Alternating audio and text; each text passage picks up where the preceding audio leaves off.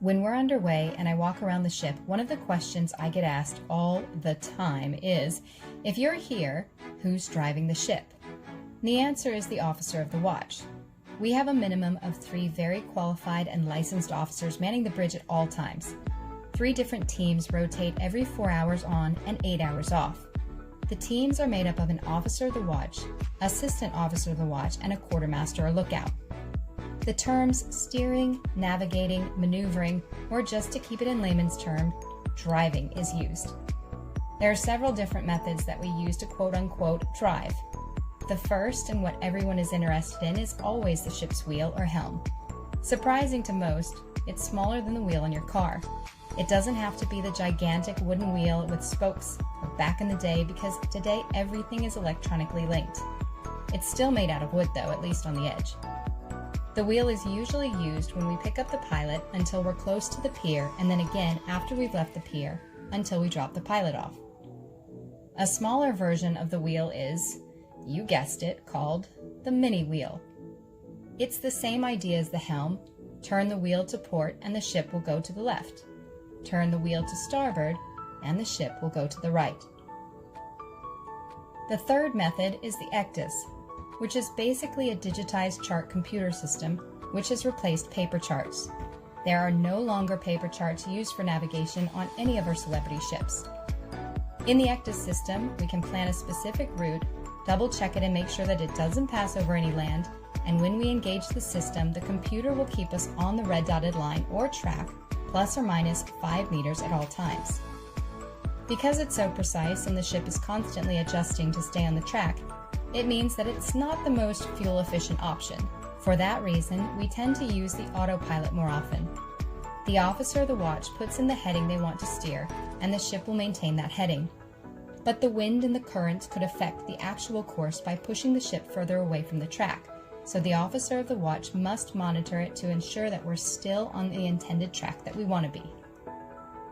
Once we get to a port, that's when the real fun begins. Most people assume that the pilot does the docking and undocking of the ship. The pilot's role in navigation on board comes up frequently. We take pilots coming and going from the ports of call. When the ship is approaching a port, we open the same shell door on the side of the ship, usually around where the gangway is located, and we put out a ladder and the pilot climbs on. We bring them up to the bridge, give them a briefing on the status of the ship, and make them part of our team. They in turn provide us with information about the port, including weather, tides, currents, mooring arrangements, expected traffic, and any updates to navigation aids, for example if they've moved a buoy. Once we're alongside, the pilot will disembark and then come back again just before departure. The pilot boat will follow the ship out and take the pilot off safely after we've left the pier and past the sea buoy. When it comes to the actual maneuvers of the ship's docking and undocking, we split these maneuvers between our own bridge officers because it's kind of the most fun part of the job besides blowing the horn, obviously. I'll take 40 to 50% of the maneuvers, and the remaining 50 to 60% I assign to everyone from the second in command, which is our staff captain, to the third officer, so that they have the experience of docking and undocking the ship. That way, by the time the most junior officer will reach the position as master, they have hundreds of maneuvers under their belts. When we approach the pier, the bridge officer who will perform the docking will take the con or the conduct from the pilot. Then we switch to maneuvering mode, which gives us individualized control of the ship's propulsion, which in our case are the azipods or azimuthing propellers.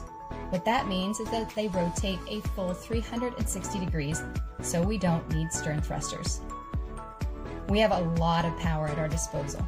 The Celebrity Edge has a total of nearly 72,000 horsepower, and each of our 4 bow thrusters is around 4,800 horsepower. That's right, we go around beating our chest a lot. It also means that we don't need tugs to assist unless the weather is really not cooperating, with excessive winds usually above 35 knots on the side of the ship. That's when we'll take a tugboat because it's affordable insurance. With all that power and the enormous responsibility, we have a little something special to assist the officer that you won't find on all ships, and that is Bug Naked, also known as the maneuvering support animal.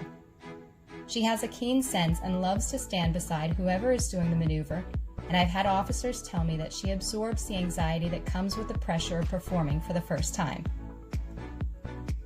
Now, in some of the ports, we can't dock because maybe there isn't a pier. We have the option to drop the anchor, or we can use the DP, or Dynamic Position System. The DP uses GPS and a computer that synchronizes the propellers and thrusters to keep us exactly where we want to stay without having to put an anchor on the ocean bed. The system will fight against the elements to keep us in that exact location until we're ready to leave. We can maneuver using all methods from the center cockpit, but when we're close to the pier, we can transfer the controls to either the port or starboard bridge wings, since they have identical equipment, and we can keep an eye on the side of the ship when we're coming alongside or departing the pier. One of the most satisfying aspects of maneuvering a ship like Celebrity Edge is being part of the junior officer's experience and success. We celebrate each of the firsts by giving them a memento to remember it by. Something along the lines of a key to the ship in the form of a keychain, because there really isn't a key to start the ship, or a license plate from the port of call that they've just done the maneuver, because you should never forget your first. And that, ladies and gentlemen, is how we drive. Stay tuned for the next episode of How I See It, where we'll take a closer look at the Azipods. And until then, this is your captain, wishing you fair winds and following seas.